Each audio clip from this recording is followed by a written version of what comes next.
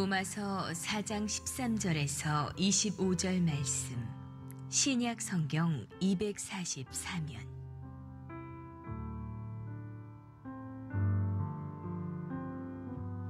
아브라함이나 그 후손에게 세상의 상속자가 되리라고 하신 언약은 율법으로 말미암은 것이 아니요 오직 믿음의 의로 말미암은 것이니라.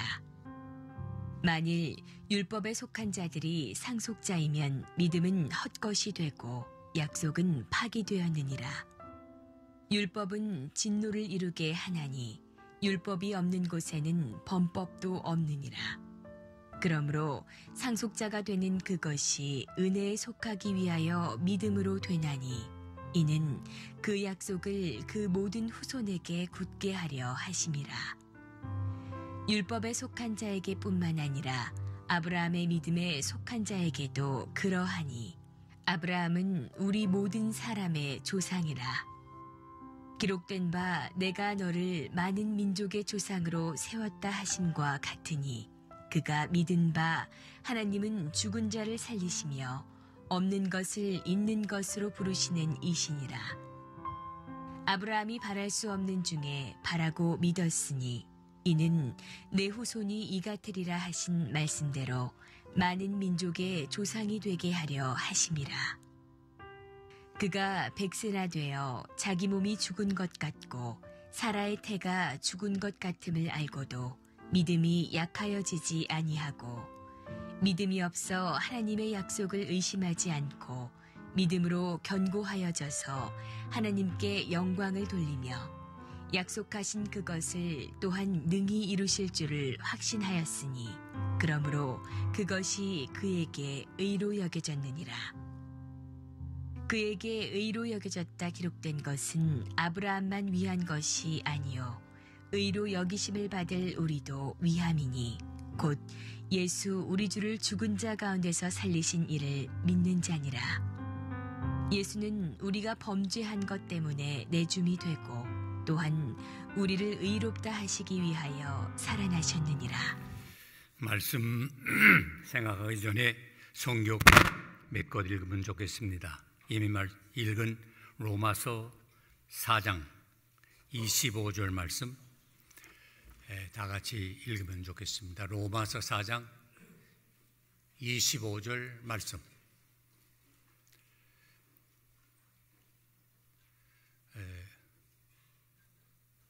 문자가 나오질 않네.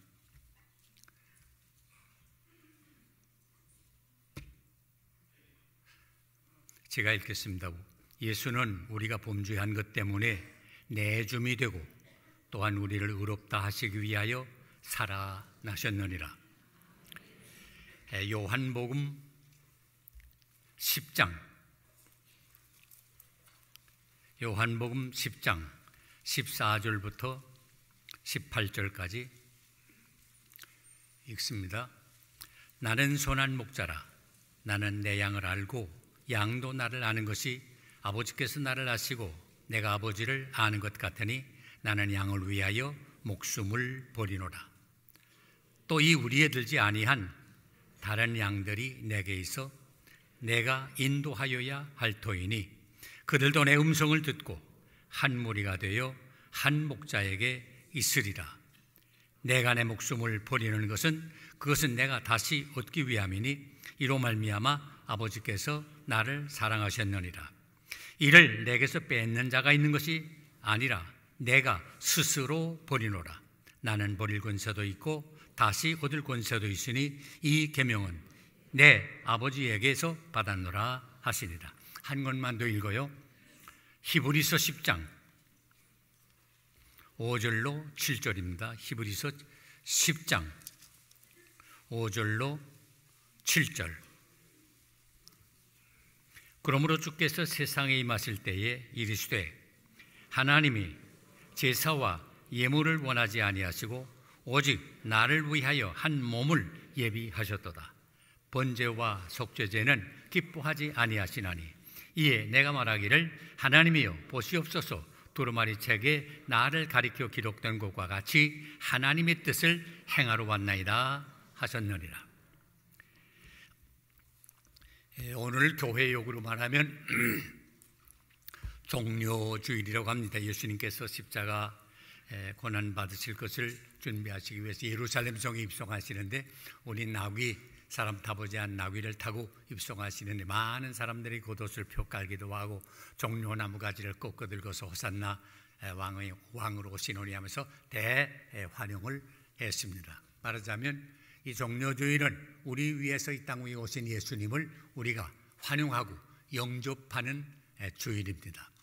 왜 예수님이 이 땅 위에 오셨나? 우리 위해서 죽으시기 위해서 오셨습니다. 아니, 나 대신 죽으시기 위해서 오셨습니다. 그걸 깊이 생각하는 주일이 종료주일입니다. 사실 우리가 주님의 십자가를 이해하지 못하고는 기독교를 이해한다고 말할 수가 없습니다. 왜 예배당마다 교회마다 위에 십자가가 있습니까? 십자가 없는 기독교는 기독교가 아닙니다. 예수님이 십자가를 지셨고 따라서 다음 주일에 우리가 부활주일을 만납니다마는 부활하셨기 때문에 기독교가 완성된 것입니다. 예수님을 잡아 로마 집권자에게 넘기게 되어 십자가에 못 박혀 죽게 했다고 해서 유대인만 책할 수는 없습니다. 오늘 우리가 생각해야 될 것은 예수님이 왜 죽으셨나? 우리와, 아니 나와는 어떤 상관이 있나 하는 것을 꼭 생각하셔야만 합니다. 주님 말씀하셨어요. 내 목숨을 빼앗는 자가 있는 것이 아니라 내가 스스로 버리노라. 다시 말하면 주께서 죽으시기로 결심하시지 않으셨으면 아무도 그를 죽일 수가 없었을 것입니다. 그러므로 주님이 당하신 고난에 대해서 중요한 사실은 하나님 아버지께서 예수님을 죽게 하셨다 하는 말입니다. 다른 것은 크게 문제될 것이 없고 우연히 생긴 일입니다. 가장 중요한 것은 하나님께서 하신 일이 무엇인가 하는 것입니다. 이사야 53장 10절이 이렇게 말씀했어요. 여호와께서 그로 상함을 받게 하시기를 원하사 질고를 당케 하셨다. 하나님이 예수께서 고난을 당하게 하셨다고. 이건 하나님이 하시는 일이란 말입니다. 사도행전 2장에 보면 오순절 때 베드로가 성령의 충만함을 받고 설교한 가운데 이런 대목이 나옵니다. 이스라엘 사람들이여 이 말을 들으세요. 여러분이 아는 바와 같이 나사렛 예수는 하나님께서 권능과 기이한 일과 표징을 가지고 여러분에게 나타내 보이신 분이십니다. 하나님께서는 그를 통하여 여러분 가운데 이 모든 일을 행하셨습니다. 이에 예수가 배반당하신 것은 하나님이 미리 정하신 뜻과 계획에 따라서 된 일이지만은 여러분은 그를 불법자들의 손에 빌어서 십자가에 못 박아 죽게 했습니다. 사실은 사람들이 하는 것 같지만 결국 하나님의 계획에 의해서 이루어졌다는 말입니다. 그러니까 여기서 중요한 것은 예수 그리스도께서는 하나님의 정하신 뜻과 미리 아신 대로 내어줌이 되었다 하는 말입니다. 그런데 사도행전 2장에 보게 되면 그처럼 예수를 송사하던 사람들이 다 회개하게 됐습니다. 그리스도를 영접했습니다. 그를 메시아로 믿고 하나님의 구원에 동참하는 역사가 일어나게 된 것입니다. 그러므로 우리는 주님께서 고난받으시고 십자가를 지신 것은 우리의 죄를 사하기 위함이었다는 사실을 꼭 알아야만 합니다. 로마서 8장 32절을 보세요. 자기 아들을 아끼지 아니하시고 우리 모든 사람을 위하여 내어주시니가 어찌 그 아들과 함께 모든 것을 우리에게 주시지 않겠네요. 독생자 외아들처럼 귀한 게 어디 있어요? 그 아들도 아끼지 않고 우리에게 주신 하나님이 우리에게 다른 거 주지 않겠느냐? 이거 믿습니까? 하나님은 우리를 이렇게 사랑합니다. 그렇기 때문에 로마서 5장 8절에 우리가 아직 죄인 되었을 때에 그리스도께서 우리를 위하여 죽으심으로 하나님이 우리에 대한 자기의 사랑을 확증했다 그래요. 이 사랑은 하나님께로부터 우리에게 내린 거예요. 누구를 통해서? 예수 그리스도를 죽게 함으로, 십자가에 못 박아 죽게 함으로 하나님이 우리에 대한 자기의 사랑을 확증해 줬단 말입니다. 이만큼 우리를 사랑하셨습니다.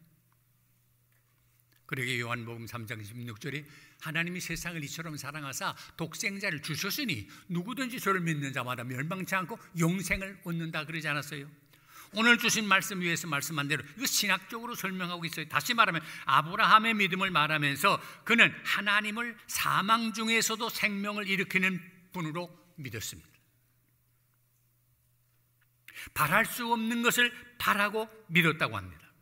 하나님은 아브라함의 이 믿음을 보시고 그를 의롭다 인정해 준 것입니다. 그러면서 이 의는 아브라함에게 뿐만 아니고 모든 사람에게 허락한 것이라고 하면서 예수 그리스도를 죽은 자 가운데서 살리신 이를 믿는 사람은 누구든지 의롭다 인정함을 받게 된다는 사실을 믿으시기 바랍니다. 우리가 의로운 것하고는 달라요. 죄 지은 사람들이에요. 그러나 하나님이 우리를 사랑해서 나 대신해서 예수님을 십자가에 못 박아 죽게 함으로 그 대속자를 믿는 사람은 의롭다 인정함을 받는다고 말이에요. 나 의롭지 못한데 의롭다 인정해 주는데 감격이 있잖아요. 나는 충성되지 못한데 충성되다 인정해 주는 게 감격이 있잖아요. 여러분, 이 시간 나 위에 고난 받으시고 나 위에 죽으신 예수님을 바라보는 뜻깊은 시간이 되시기를 바랍니다. 오늘 주신 말씀 로마서 4장 23절 다시 한번 보세요. 그리스도께서 우리가 범죄한 것 때문에 내줌이 되고, 여기서 내줌이 되었다 하는 말 중요합니다. 그리스도를 피동적인 피해자로 말씀했습니다. 여기에는 이중적인 원인과 결과가 있습니다. 주님은 우리의 죄 때문에 내어준 바가 되었다고 그랬습니다. 다른 성경에 보게 되면 주님은 우리의 죄 때문에 양도되었다 그랬습니다. 법적인 절차를 생각하게 되면 살인을 범한 사람은, 살인 죄인은 사형을 받게 돼 있잖아요.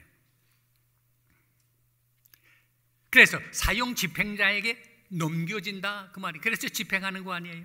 여기서도 이런 뜻에서 내줌이 됐다 하는 말은 사용하세요 하고 내줬다고 말이에요. 사실 이것이 로마서의 중심 사상이기도 합니다.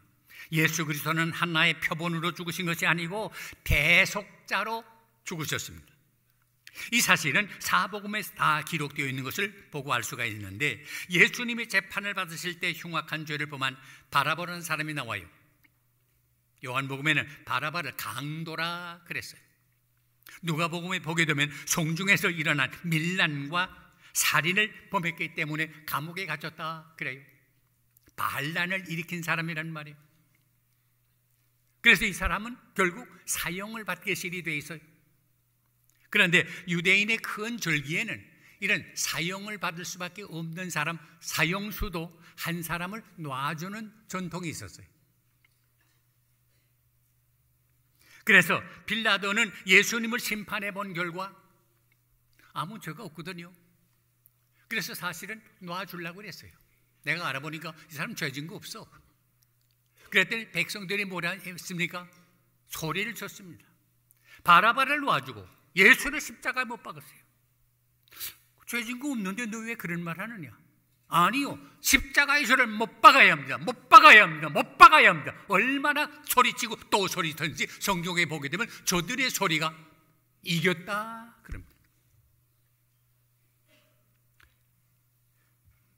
그런데 성경을 읽어보면 이렇게 단순한 이야기지만은 사복음서 전체를 통해서 38절이나 나오는 것을 볼 수가 있는데, 더구나 주님을 배반한 유다에 대해서는 몇 절밖에 기록되지 않았지만은 바라바에 대해서는 6절이나 기록한 것을 볼 수가 있습니다. 그러면 도대체 바라바라는 사람이 누굽니까? 어떤 사람입니까? 바라바라는 이름은 히브리식 이름인데 아버지의 아들이라 하는 뜻이 있는 이름입니다. 그러니까 영적으로 말하면 모든 아버지의 모든 아들이란 말입니다. 그렇습니다. 우리는 하나님의 명령을 거역한 아담의 자손입니다. 우리가 하나님의 영광을 약탈한 사람입니다. 그래서 로마서 모든 사람은 세상에 의인은 없나니 곧 하나도 없다고 하면서 모든 사람은 죄를 범했기 때문에 하나님의 영광에 이르지 못한다고 말했습니다.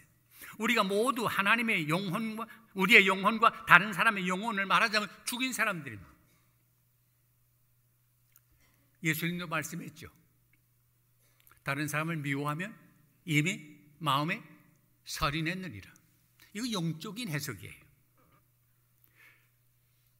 우리는 말하자면 그래서 살인죄를 범했기 때문에 사형 온도를 받고 집행할 날만 기다리고 한편으로는 무서워 떨며 삶을 포기한 상태에 있는 사형수 바라바와 같은 사람이라고 말할 수가 있어요. 어느 책에서 보니까 사형 집행을 당하면서 그 사형수의 심경을 기록한 것을 볼 수가 있었는데, 교수형을 있잖아요. 목을 매달아 하는데 처음에는 그냥 목을 매달았는데, 이 목을 매다니까 목 매단 이 줄을 양손으로 꽉 붙잡고 죽지 않겠다고 붙들고 있어서 나중에 손을 뒤로 묶어가지고 목만 매달아 교수한다고 그래요. 또 가스실에 들어가는데, 가스실에 들어가면 가스 마시면 죽잖아요. 그런데 들어가기 전에 1초라도 더 살아보고 싶어서 숨을 들이쉬는데 얼마나 심호흡을 하든지 간에 눈알이 튀어나올 정도까지 숨을 들이쉰대요. 얼마나 비참합니까? 1초라도 더 살아보고 싶은 마음에서. 여기 바라바라는 사람을 한번 생각해 보세요. 사형 온도를 받고 이제는 집행 날짜만 기다리고 있는 사람이었어요. 문소리만 나도 깜짝깜짝 놀랍니다.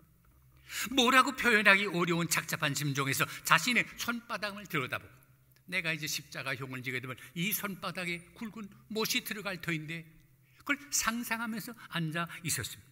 전에는 다른 사람들이 죄 십자가에 못 박히는 광경을 다 본 적이 있습니다. 녹슨 큰 못이 손바닥을 뚫고 들어가는 그 모습, 그리고 뜨거운 피가 손에서 흘러내리는 그 광경을 그는 다 보고 상상을 하고 있습니다.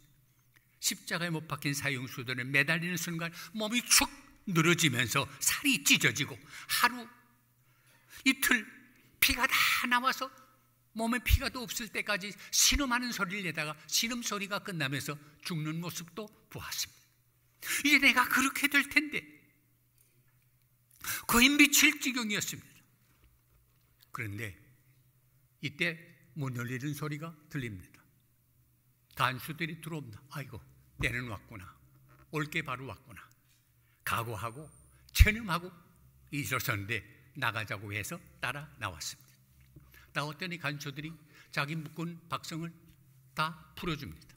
너 특사로 인해서 이 절기 때 내가 사면을 받게 됐으니 너는 이제 마음대로 자유롭게 너 가고 싶은 대로 가라. 너 구속할 자 아무도 없다. 이 말을 바나바가 듣는 순간 바로 들리겠어요? 이게 무슨 일이야? 내 귀가 잘못됐나? 착각이 아닌가? 환청이 아닌가? 이런 생각을 하고 정신없이 듣고 있었습니다. 바나바는 얼빠진 사람처럼 됐습니다. 자신이 범죄한 걸 그는 다 알았습니다.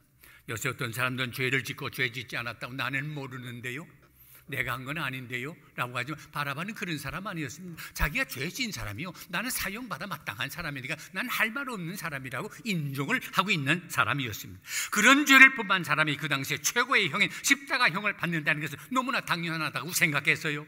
그러므로 아무런 반항도 그는 못하고 있었습니다. 그런데 죽음을 각오하고 있던 자기가 이렇게 방면을 받게 되었으니 도무지 믿어지지를 않았습니다. 바나바는 올빠진 사람처럼 됐습니다. 그런데 사방을 아무리 돌려보아도 자기를 속박하는 사람, 규제하는 사람, 감독하는 사람 아무도 없습니다. 완전히 해방이 돼서 자유인이 된 것입니다. 그러면 이제 내가 어디로 가나? 생각하다 많은 사람들이 모여 웅성거리는 데를 찾아가 보았습니다. 그렇지만 그 많은 사람들이 자기가 누군지 관심도 없고 시선도 돌리지 않습니다. 그들이 관심을 가지고 있는 것이 어떤 것인가 하고 가보았더니 거기 바로 십자가가 있는데, 자기가 질 십자가인데 거기 예수님이 계시지 않습니까? 깜짝 놀랐습니다. 저 십자가는 내가 질 십자가였는데 어떻게 저분이 계시나?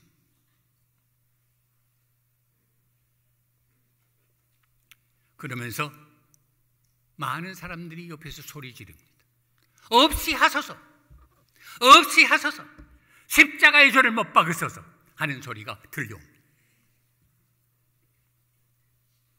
바나바는 무슨 용인지 몰라서 가까이 보았습니다. 그런데 예수님을 보는 순간 그의 가슴에는 확 찔림이 왔습니다. 나 대신 저분이 섰구나. 저분은 아무 죄도 없는 분인데, 죽을 사람은 난데 나 대신 저분이셨구나. 그 순간 바라바의 마음속 깊은 곳에는 무엇 가지고 형언할 수 없는 감정에 사로잡히게 됐습니다. 그분이 나 대신 죽으셨습니다. 그가 나 대신 죽으신다, 나 대신 십자가를 지신다 하면서 어쩔 줄 몰라 했습니다. 그런데 그 무거운 십자가를 등에 지고 예수님 그 약하신 몸이 간신히 발을 옮기기 시작합니다. 몇 걸음 옮기지 못해서 무거워가지고 쓰러집니다. 쓰러지면 로마 군인들은 또 채찍으로 내려칩니다. 부들부들 떨면서 일어나 두 발자국 옮기다 또 쓰러집니다. 또 칩니다. 군인들은 생각하기를 아무래도 저 사람이 이 십자가를 지고 갈보리까지, 골고다까지 갈 수 없겠다라는 판단이 생겼습니다. 그래서 시골에서 올라오던 구레네 사람 시몬이라는 사람에게 억지로 그 십자가를 대신 지어가지고 골고다까지 가게 된 것입니다. 드디어 예수님은 갈보리 언덕에 가시게 됐습니다. 이때 바라바는 무슨 생각을 했을까요? 바라바는 예수님의 그 손과 발의 못을 박는 그 망치 소리를 들으면서 자기의 손바닥을 내려다 보았습니다. 그 못이 나에게 들어가야 될 터인데 나 대신 저분이 지시구나. 우리 복음성 중에 그때 그 무리들이 예수님 못 박았네, 녹슨 세계의 그 못으로 망치 소리 내 맘을 들리면서 울렸네, 내 그 피로 내 죄 속했네. 이 복음성이 있는데 우리 같이 한번 뜻을 생각하시면서 부르시면 좋겠습니다.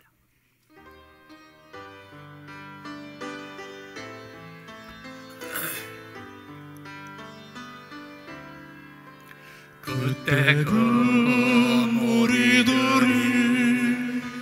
예수님 못 박았네, 녹슨 세계의 그 못으로 망치 소리 내 맘을 울리면서 들렸네, 그 피로 내 죄 씻었네.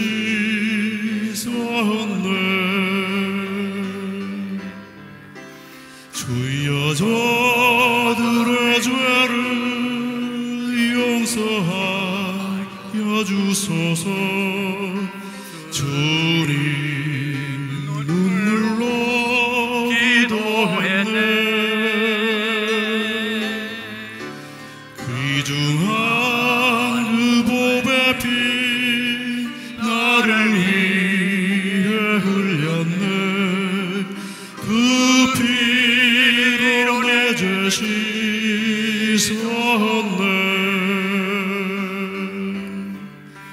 비웃는 그 무리들 주의 옷 벗긴 후에 주님 몸 깊이 찔렸네. 귀중한 그 보배 피 나를 위해 흘렸네, 그 피로 내 죄 씻었네. 주여 나의 영혼을 받아주시옵소서. 그때 구원을 이루셨네. 마지막 피 한 방울 나를 위해 흘렸네, 그 피로 내 죄 씻었네. 여러분, 이 시간 우리 마음의 눈을 들어 나 대신 나 위에서 십자가 지고 죽으신 주님을 바라볼 수 있기를 바랍니다. 주님의 얼굴을 보세요. 그 머리에 쓰신 가시관을 보세요. 가시관에 찢겨서 점점이 흐르는 피를 보세요. 그 두 손을 보세요. 그 큰 못이 사정없이 주님의 부드러운 살을 찢으며 뼈 사이로 뚫고 나무에 박혔습니다. 그 못 박힌 곳에는 붉은 피가 흘러내립니다. 주님의 얼굴은 점점 창백해집니다. 한두 시간도 아니고 6시간을 십자가 위에서 고통을 당하셨습니다. 마지막 순간 다 이루었다. 다 이루었다.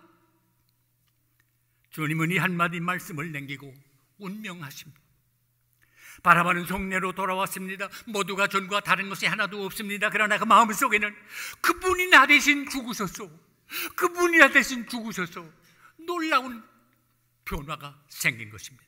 육신적으로 문자적으로 말하면 예수님께서는 세상에서 바라바를 대신해서 죽은 것밖에 없습니다.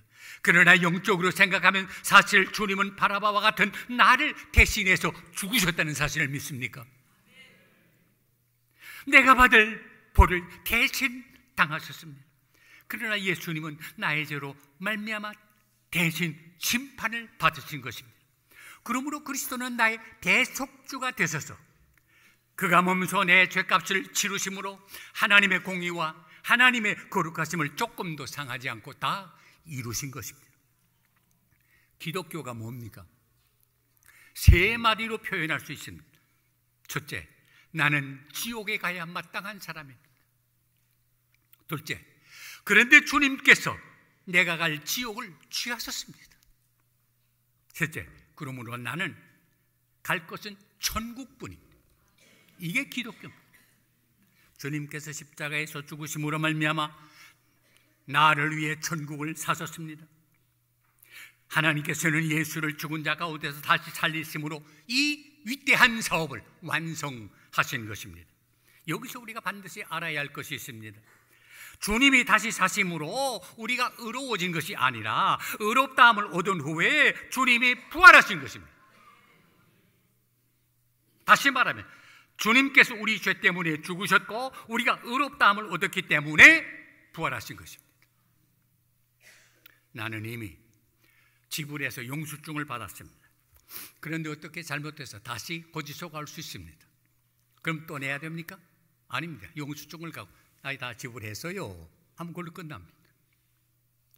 우리가 죽을 대신 주님께서 죽으심으로 이미 영수증을 우리는 받았습니다.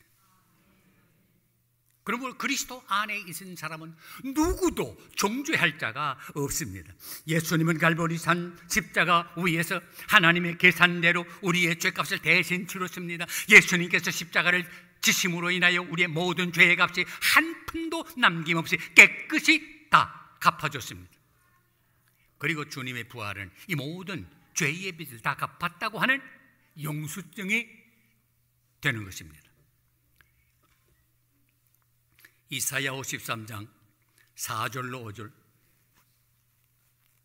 거기 보면 그는 실로 우리의 질거를 지고 했네. 여기 우리라는 말이 7번 나옵니다.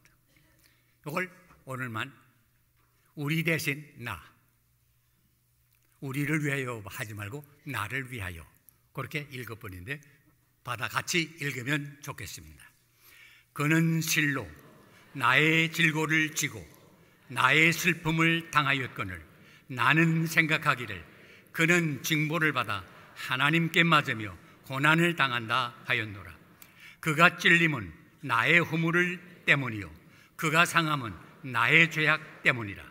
그가 징계를 받음으로 나는 평화를 누리고 그가 채찍에 맞음으로 나는 나음을 받았다. 이거 믿으십니까? 주님의 십자가가 나와 상관이 있어야 의미가 있습니다. 주님은 다른 사람을 위한 것이 아니라 나를 대신해서 고난을 당하셨습니다. 나 때문에 고난당하신 주님을 위하여 내가 할 수 있는 일이 있다면 무엇일까요? 찬송가에도 내 너를 위하여 몸버려 피 흘려 내 죄를 속하여 살 길을 주었다. 널 위해 몸을 주건만 너 무엇 주느냐? 널 위해 몸을 주건만 너 무엇 주느냐? 주님은 나를 대신해서 죽으셨는데 나는 주님을 위해서 무엇 드릴 수 있습니까? 이 뜻깊은 종료주일 아침에 나 같은 죄인을 위해서 십자가 지신 주님의 그 큰 사랑에 감격해서 주님께 몸과 마음 내 삶 전체를 드리는 결단이 있었으면 합니다. 기독교 역사를 통해서 많은 일을 한 사람들의 삶의 동기가 어디 있습니까? 주님은 나를 위해서 십자가 지셨는데 나는 무엇 들을까? 내 지식, 내 권력, 내 돈, 내 건강, 모든 걸 주님을 위해서 바치겠다는 이 헌신입니다. 우리에게도 이런 헌신이 필요합니다. 온전히 드리는 것. 지나가는 작년에 우리 최 목사님이 미국 기사가 오셔가지고 그런 말씀을 해요. 이거 내 몸이 자꾸 약해지는 것 같고 의욕도 없어지고 도무지 기억력도 나빠지는 것 같고 자꾸 넘어지려고 그러는 것 같고, 그래서 옆에서 걱정이 돼서 내가 잘 아는 소위 엔도내과라고 내분비 전문하는 의사님한테 모시고 가서 우리 목사님 좀 봐달라고 부탁을 했습니다. 그 후에 그 의사 선생님이 저한테 그런 말씀을 해요. 목사님 말씀을 가만 듣고 나니까 세상에, 오늘 같은 세상에 그런 목사님이 어디 있습니까? 자기는 눈물이 나서 감당할 수가 없어서, 야, 이런 목사님도 세상에 계시나 하는 걸 느꼈다고 하는 말을 제가 들은 적이 있습니다. 목사님은 하나님을 위해서, 교회를 위해서, 여러분을 위해서 육신적인 모든 걸 버린 분입니다. 여러분 이거 아십니까? 지난 달에 왔을 때 어느 장로님 한 분이 들어와서 이런 말씀 저런 말씀하다가 그런 말씀하더라고요. 저는 목사님 생각하면 가슴이 저려와요. 그러면서 그 눈시울이 적셔지는 걸 내가 보고 나는 얼마나 감동을 받은지 모릅니다. 교회가 이래야지. 교회가 뭡니까? 주님의 그 큰 사랑에 감동 감격해서 내 헌신하는 이 헌신이 아닙니다. 비전교회가 축복받고 사랑받은 것은 주의 이 귀한 종의 헌신이 있기 때문이라고 저는 믿습니다. 목사님뿐이겠습니까? 여러분 모두도 주님 나 위해서 대신 십자가 지셨는데 나는 뭘 드릴 수 있을까요? 이 헌신의 다짐이 이 뜻깊은 날 있어지기를 바랍니다. 주님, 나 대신 죽으셨습니다. 기도하십시다. 하나님 아버지,